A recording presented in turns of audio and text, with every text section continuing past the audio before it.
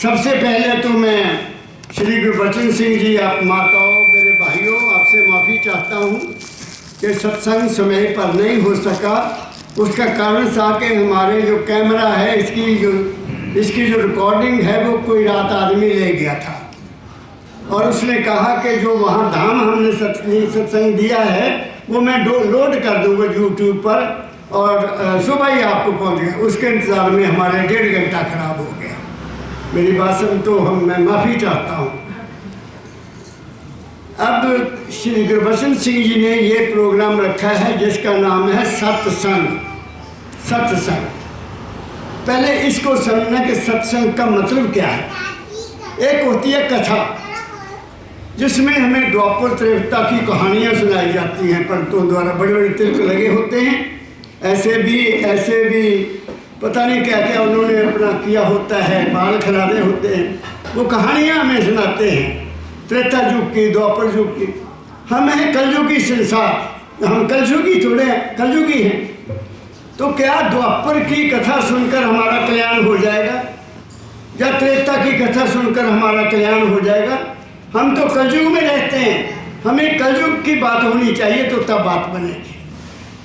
तो सत्संग क्या है, जिसमें सत्य क्या है पहले वो बताया जाए और फिर सुनने वालों को उस सत्य के साथ मिलाप किया जाए कि ये है सत्य, बाकी सब कुछ झूठ है। बाकी कोई चीज़ जहाँ दुनिया में रहने वाली नहीं है। जो रहने वाली है वो सुनना अपने मेरे से, वो मैं आपको बताने जा रहा हूँ। जो मुझे मेरे सतगुरु बाबा फकीर जी महाराज जी से मिली वो मैं बांटता हूँ। कोई स्वीकार कर ले उसका भला, जो स्वीकार ना करे उसका भी भला। हमारा तो कुछ जाता नहीं, ठीक है। अब सुनो, मैं अपने शरीर से शुरू करता हूँ।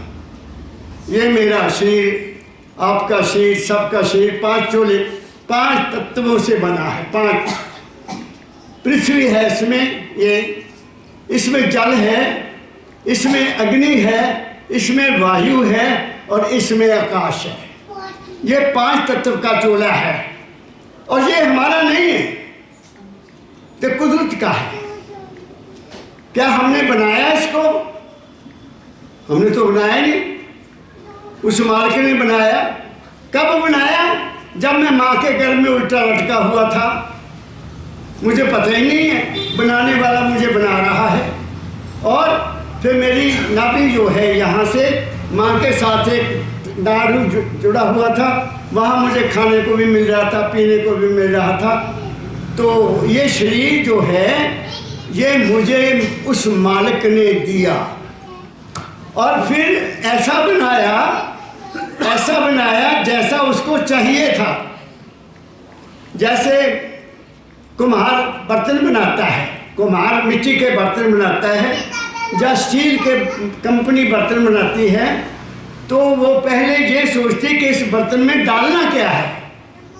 ये जो बर्तन मैं बना रहा हूँ इसमें डालना क्या है। ऐसे ही वो मालिक ने इस शरीर को वैसा बनाया जैसा उसने इसमें डालना था।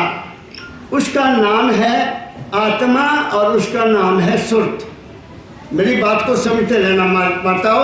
सत्संग थोड़ा ऊंचा है लेकिन वो क्या है, वो सत्संग है, कथा नहीं है, प्रैक्टिकल है, साइंटिफिक है, विज्ञान के ऊपर आधारित है।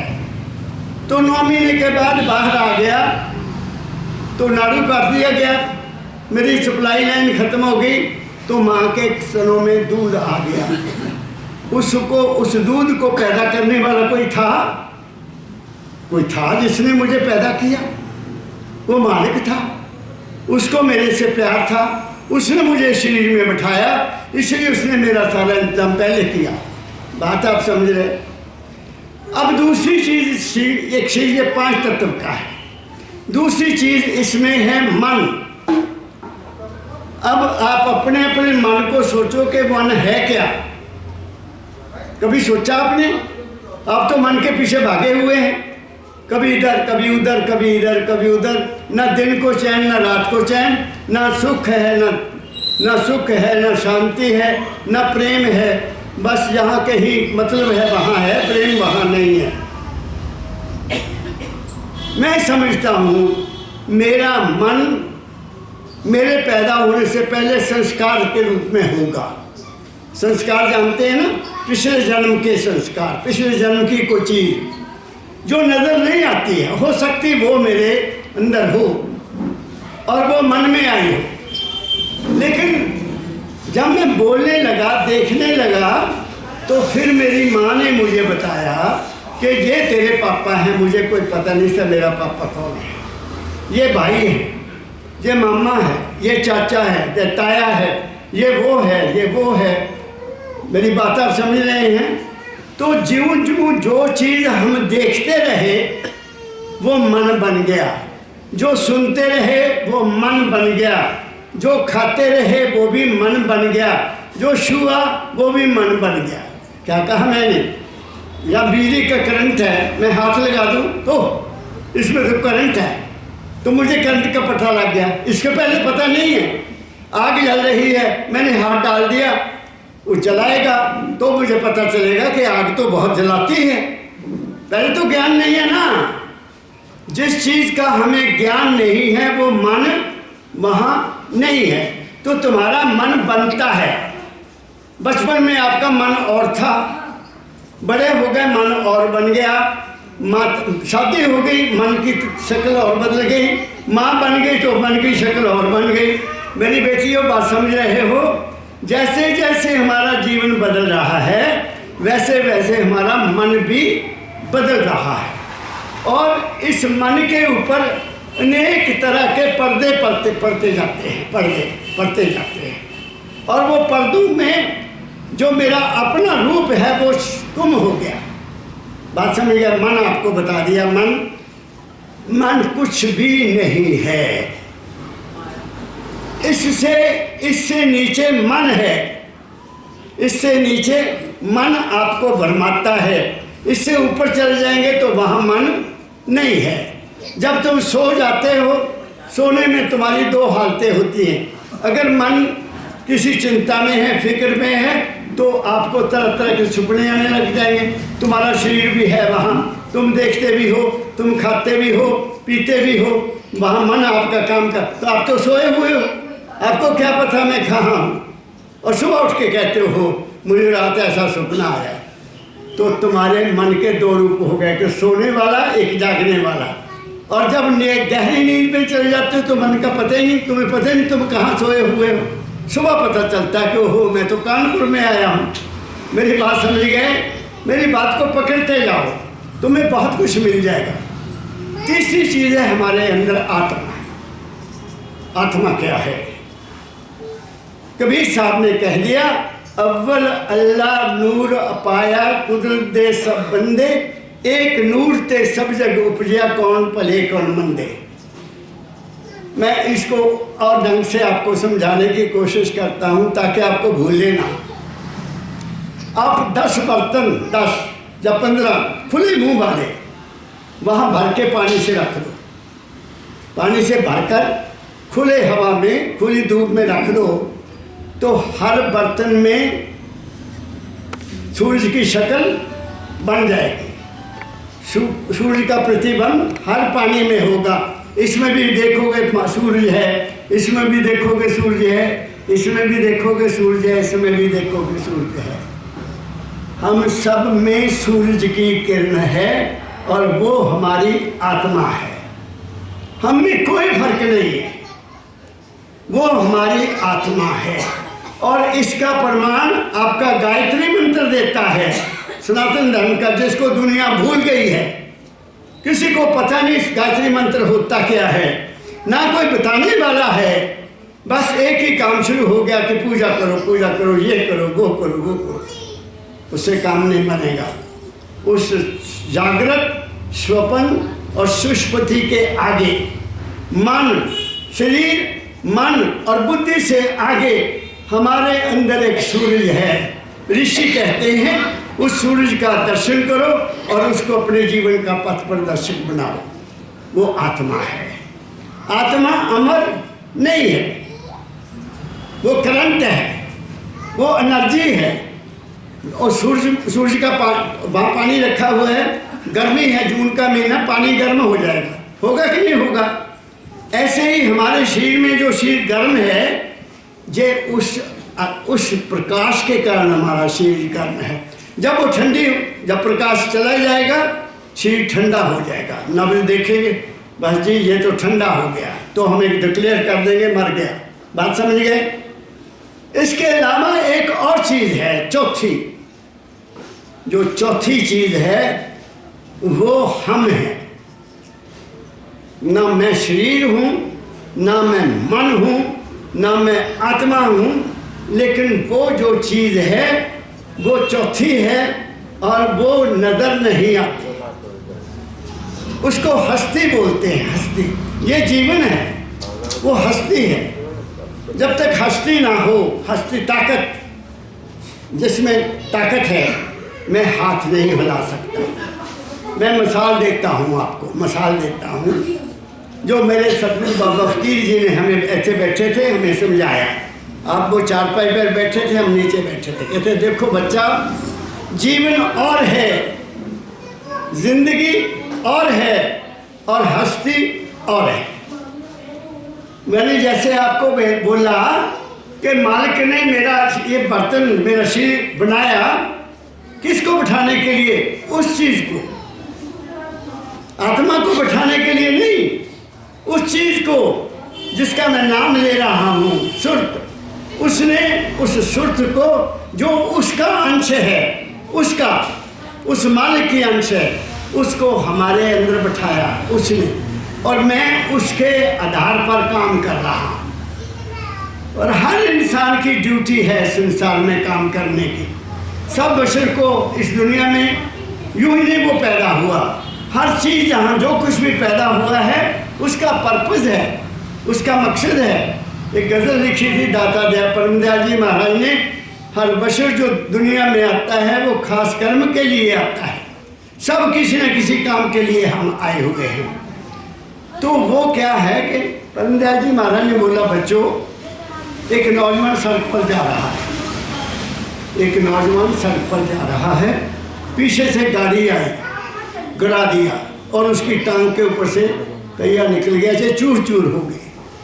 वो चिल्ला रहा है, रो रहा है, मुझे बचाओ माँ, मुझे बचाओ, बाप मुझे बचाओ। लोग दौड़े आए, उसको उठाया, और जो चूर हुई है पकड़कर हॉस्पिटल ले गए। वो तड़प रहा है, उसको पूछा भी अपने माँ बाप का कुछ बता दे। वो रोता हुआ बताता है, मेरे माँ बाप वहाँ हैं। उनको बुलाया गया, तो डॉक्टर्स ने पूछा माताजी से, पिताजी से, कि देखो साहब, आपके लड़के की जो हालत है बहुत गंभीर है, उसकी हालत इतनी अच्छी नहीं है। अगर हम इसकी टांग बचाएंगे तो इसकी डेथ हो जाएगी, ये मर जाएगा। और अब बताइए, टांग बचानी है कि अपने बच्चे को बचाना है? तो हाथ जोड़ देते हैं, डॉक्टर साहब हमारा बच्चा बच जाए। टांग की कोई बात नहीं है, क्योंकि बच्चा सबको प्यारा होता है ना, टांग के बगैर तो गुजारा हो जाएगा। तो वो हाथ जोड़ते हैं, डॉक्टर साहब हमारा बच्चा बच जाए। तो फिर क्या, एक मार दे दो एक साहब। वो क्या करते हैं डॉक्टर, एकदम एक सिरिंज भरते हैं, सिरिंज भर के उसको लगा देते हैं। जैसे उस दवा का असर होता है, वो लड़का बेहोश हो जाता है। पहले वो रो रहा था, क्या था, होश थी उसको, लेकिन टीका लगवाने से वो होश, शरीर सारा सुन्न हो गया। वो तो ताकत थी यहाँ से, वो वापस चले गए। मिसाल देता हूँ आपको मैं, आप अपनी मेरी ये टांग है, इसको यहाँ से ज़बरदस्त खूब बांध दो अच्छी तरह से, तो जो हस्ती है, जो खून में है, वो आगे जानी बंद हो जाएगी और ये सुन्न हो जाएगा। जैसे मैं उठूँगा मैं गिर जाऊँगा, मैं पैर पर खड़ा नहीं हो सकूँगा, क्योंकि हस्ती आगे गई नहीं, हस्ती को रोक दिया गया है। ऐसे ही डॉक्टर्स ने इंजेक्शन देके उस हस्ती को उस जगह से, जिस जगह से काटना था उसको रोक दिया और उसको बेहोश कर दिया। ताकि बहुत बड़ा इंजेक्शन था, उन्होंने टांग काट दी और कहा कि 12 घंटे के बाद ये लड़का बोलेगा। जैसे जैसे उसका असर कम होता गया, उसको होश आती है। बात मेरी समझ गए? अब संत मत में संत गुरु आए, संत आए, उन्होंने हमें समझाया कि ऐ इंसान, तू क्या बना हुआ है, क्या बन गया यहाँ तेरा आकर? तू कभी कुछ बनता है, कभी कुछ बनता है, तू तो है ही कुछ नहीं। तेरा यहाँ है क्या बताओ, सोचो।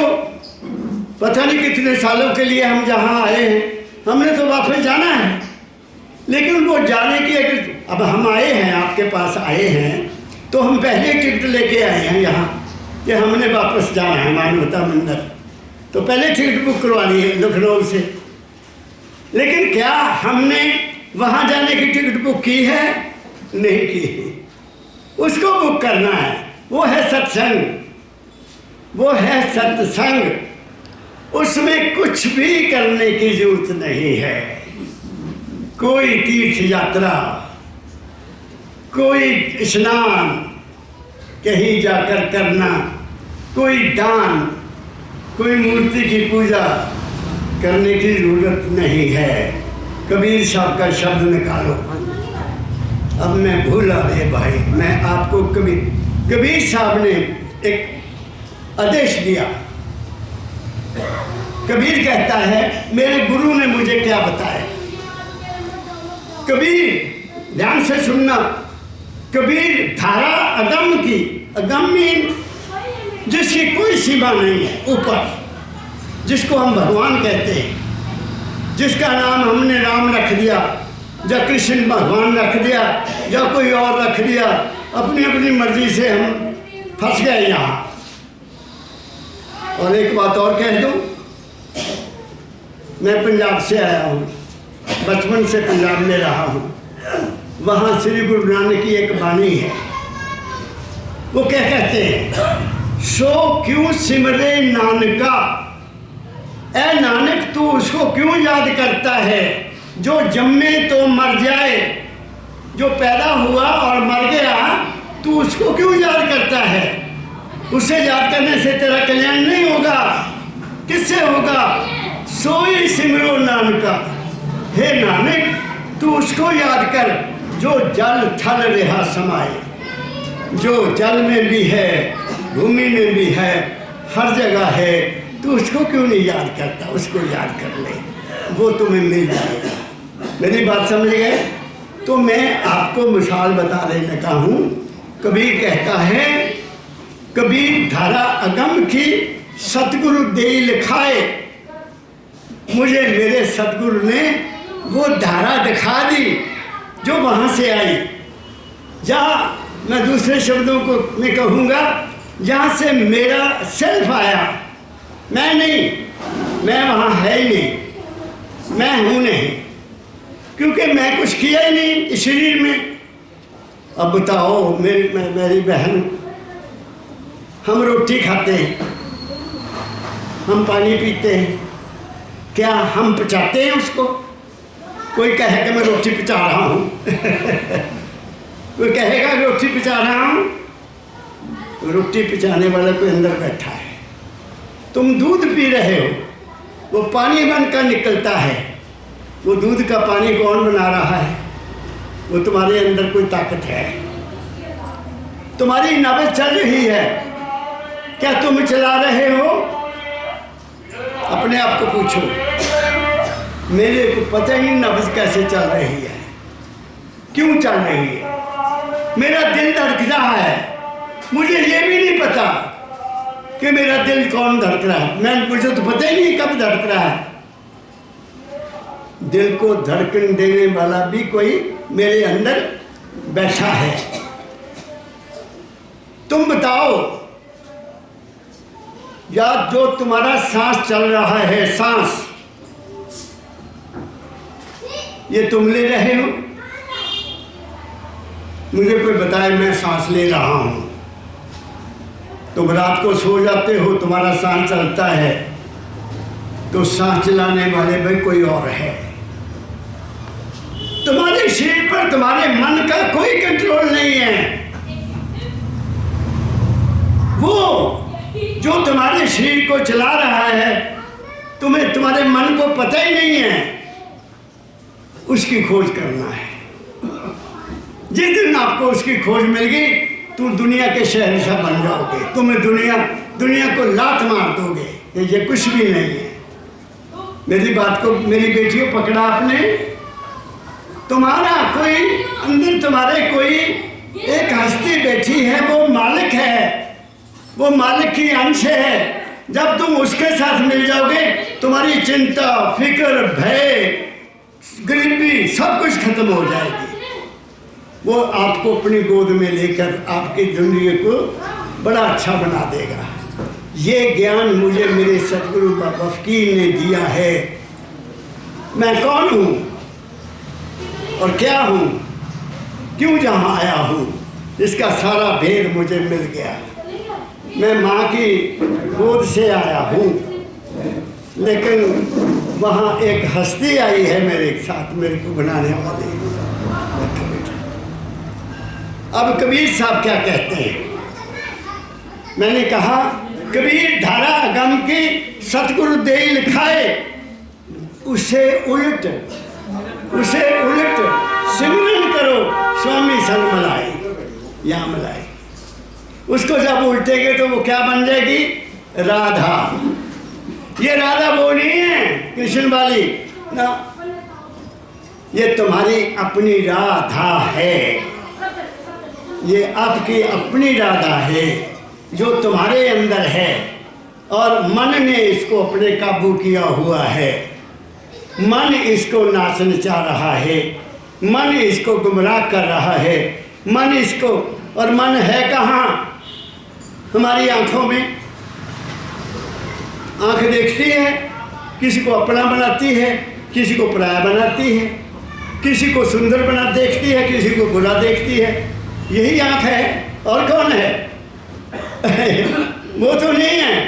आँख में मन जब आ जाता है तो ये गैरियत पैदा कर देता है। ऊंचा है, नीचा है, गरीब है, अमीर है, जनता है, बीजेपी है, ये है, वो है, कोई कुछ नहीं है। ये वक्त की चाल है।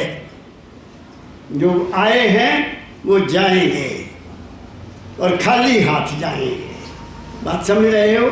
और ऐसे ही हमारा काम, अगर बुरी बुरी बातें सुनने लग गया, तुम्हारा करैक्टर खराब हो जाएगा। और अगर सत्संग सुनेगा तो करैक्टर आपका मजबूत हो जाएगा। क्योंकि कुछ मुझे पता चला गया, ये मन में जो ख्याल आए ये ठीक नहीं है, मैं इनकी परवाह नहीं करता। फिर खाना आ गया। हमारी ज़बान ये 6 तरह के रस लेती है, और जब मन वहाँ बैठता तभी अगर चीज़ को अच्छी लगी, लाओ और खाओ, और खाओ, ये भी खाओ, वो भी खाओ। आजकल तो हमारा खाना ही बर्बाद हो गया। आजकल हमारा खाना वो नहीं रहा जो हमारे बुजुर्ग खाते थे। हमें कोई शुद्ध चीज़ नहीं मिलती। इस बीमारियों ने हमें घेर लिया है। जिन बीमारियों का कभी नाम नहीं सुना था, वो बीमारियां पैदा हो रही हैं। क्यों? क्योंकि बीमारी खाने से पैदा होती है, बाहर से कोई नहीं आती। कोई प्रारब्ध कर्म हो तो मैं कह नहीं सकता, लेकिन कोई बीमारी तुम्हारे शरीर में मालिक ने नहीं डाली, तुम्हारे खाने ने डाली है। जो ज़्यादा पेट भरकर खाएंगे उनके अंदर शुगर का पैदा होना जरूरी है, उनके अंदर पथरी का पैदा होना जरूरी है। शुगर भी होगा, पथरी भी होगी। पथरी आएगी, किडनी में जाएगी, या पित्ते में जाएगी। आजकल कितनी पित्ते में लोगों के पथरियाँ मिल रही हैं। मुझे आते हैं टेलीफोन। क्यों आते हैं? क्योंकि खुराक ठीक नहीं है। किसी को कोई बीमारी है, किसी को कोई बीमारी है, किसी को। हमारा खाना बिगड़ गया। ऐ मेरे सुनने वालों, अपना खाना सादा रखो।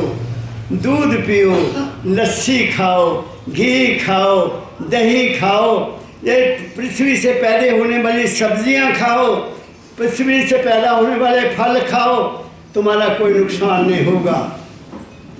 अगर बाज़ार जाकर टिक्कियाँ खाने लग गए, समोसे खाने लग गए, या गोलगप्पे खाने लग गए, तो बीमारियाँ ही बीमारियाँ अंदर जाएंगी। और अब तो एक बड़े बड़े होटलों पर लगा है बर्गर केक बर्गर केक। वो आदमी ने ऐसे पकड़ा होता है जैसे पशु ने ज़्यादा घास डाल लिया हो मुंह में, पशुओं से भी बदतर।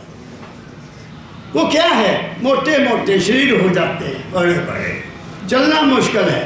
और तो मेरी बहनों का तो हाल ही खराब है, पर फिर भी बर्गर खाना है।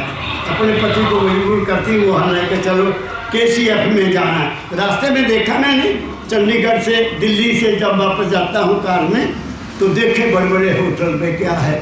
फिर मेरे साथ में कि किसी ढाबे में चलो, सिंपल, जहाँ रोटी आराम से देख कर खाएँ हम, दाल से दही मिल जाए, दाल मिल जाए, लस्सी का गिलास मिल जाए। हमने क्या लेना बड़े होटल से। मैं आया अमेरिका से, आपको बात बताता है, मेरा पोता मेरे साथ, वो एक होटल में कहते दादाजी आपको भूख लगी होगी। मैं कहा नहीं बेटा, इतने इसमें क्या करना, तुम आगे चलो। चल वो वहाँ ले बैठे, उसके मास्टर मासी साथ थे। वहाँ एक जगह बैठ गए तो वहाँ क्या देखा, रेलवे लाइन आ रही है ऐसे, रेलवे लाइन छोटी, इधर इधर उधर, जहाँ जहाँ भी टेबल लगे हैं ना, तो वो आदमी आ गया। मैं कहा भाई हमें माँ की दाल एक और फुल्का ला दे। कहता अच्छा ये भी आया। आधे घंटे के बाद एक छोटा सा इंजन आया, उसके पीछे वो प्लेट रखी हुई। ओह मैं कहा कमाल है। मैं कहा बच्चा अब ये रोटी मैंने खानी है, अगर मैं और लेनी होगी तो इस इंजन वाले को कहूँगा कि रोटी लेके आ। एक रोटी मैंने खाई, 2 रोटी उसने खाई। मैं कहा चल ये हम ठीक नहीं, खाना एक कप चाह का प्याला मंगा ला, ये खाना ठीक नहीं है। बिल आया 950, 3 फुलकियाँ का, 3 फुलके। ओ मेरे मैं बोलिया, मैं कहा तुमने लूट डाली हुई है, ये क्या इंजन है, तेरे को एक फुल्का लाने के लिए क्या 15 मिनट तूने लगा दिए, तू आप नहीं ला सकता था। नहीं जी, आपके लिए प्रबंध किया है, ये प्रबंध है। मेरी बात समझ गए। तो मैं तो इन होटलों से डरता हूँ। माँ के हाथ की रोटी, बीवी के हाथ की रोटी, बहन के हाथ की रोटी तुम्हें तार देगी, बाकी तुम्हें कोई। आज की मैं बात बता रहा हूँ, आज की मैं सपना आया मैंने उसमें सोचा, मुझे ब्यास वाले संत श्री हजूर गुरदयाल सिंह ढिल्लों जी आए मिलने के लिए। मैं उनको मिला, बड़े प्यार से मिला। मैंने सोचा मुझे ये सपना क्यों आया, क्योंकि मैंने हक हलाल की रोटी रात खाई, बेटियों के हाथ की रोटी मैंने रात खाई और शुद्ध खाई, देसी घी डाल के खाई। बात समझ गए। जैसा खाइए अन्न वैसा बनेगा मन, जैसा ख्याल वैसा हाल, जैसी करनी तैसी भरनी, जैसी नीयत तैसी मुराद। ये गोल्डन शब्द हैं, इनको याद रखो जिंदगी में। अपनी नीयत नहीं खराब करना। अपनी नीयत खराब जिसने कर ली उसका जीवन बर्बाद हो जाएगा। जो सबके लिए जीता है वो कभी बर्बाद नहीं होता। मेरी बात आप समझ गए हैं। अब कबीर साहब का शब्द मैं बताता हूँ कि आप क्या करो, तुम्हें क्या करना चाहिए। और कबीर कहते हैं मेरे गुरु ने मुझे क्या कहा, मेरे सदगुरु ने जो कहा वो यही कबीर कह रहा, वही मैं आपको सुनाने लगा हूँ। मैं कोई द्वापर त्रेता की कथा कभी नहीं करता, ना मैं सुनता हूँ, अपने कहता हूँ जो मैंने देखा है। जो कबीर साहब को पंडितों ने पकड़ लिया जो बनारस के थे और शिकायत की महाराज के पास कि महाराज ये आदमी जादूगर है, ये तांत्रिक है, ये मंत्र करता है। तो उनको ले गए, कहते तुम कथा करो उनके साथ। राजा ने कहा तुम वार्तालाप करो, शास्त्रार्थ करो, देखो तो वो क्या कहता है। तो आगे बड़ी बड़ी ग्रंथ लेके आ गए जो बनारस के पंडित हैं। तो उन्होंने कहा कबीर को कुछ शब्द बोल दिया।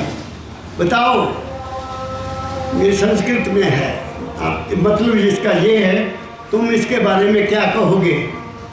कबीर ने कहा है, तू कहता है पुस्तक लेखी, मैं कहता हूँ आँखन देखी। और मैं तो आँख देखी गई है, तू तो पता नहीं क्यों लिखे आया, इसका तो किसी को समझ ही नहीं आनी। मैं देखा है वो मैं कहता हूँ। मैं कहता हूँ जागत रहो, तू रहता है सोई रे, ऐसा उनका एक शब्द है। तो जो बात ये सत्संग है, मैं तुम्हारा उस सत्य के साथ मेल करवाना चाहता हूँ जो तुम्हारे अंदर बैठा है, ताकि तुम मन से बच जाओगे। मेरे से हुजूर महाराज जी फरमाया करते थे, बच्चों जो मेरा एक सत्संग सुन लेगा उसका दोबारा जन्म नहीं होगा, क्योंकि उसको पता लग गया कि मेरा जो मेरे मन में आ रहे हैं सीन बन रहे, ये तो है ही नहीं, झूठ है, ये तो है ही नहीं मन, ये झूठ है सारा।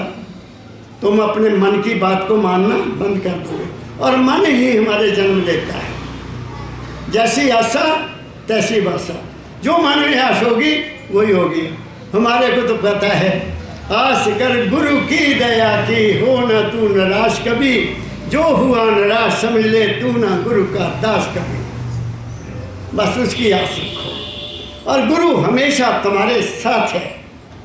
मैं अगर ये कहूँ कि सांस लेने वाला ही गुरु है, तुम है ही नहीं, तुम कहाँ हो बताइए? वो हस्ती है, वो ताकत है, वो तुम्हारी सुरत है, तुम्हें उसका ज्ञान नहीं है, तो वो ज्ञान कैसे मिलेगा? पढ़ो। अब मैं भूला रे भाई, मेरे सतगुरु जुगत बताई।